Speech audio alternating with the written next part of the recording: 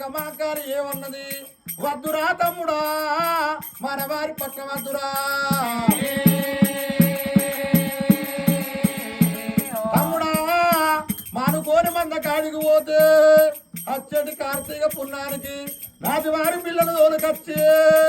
బాలను ఒక ఎత్తు బంగారం ఒక తక్కడ తరగటి జోకి లగ్నం చేస్తారన్నది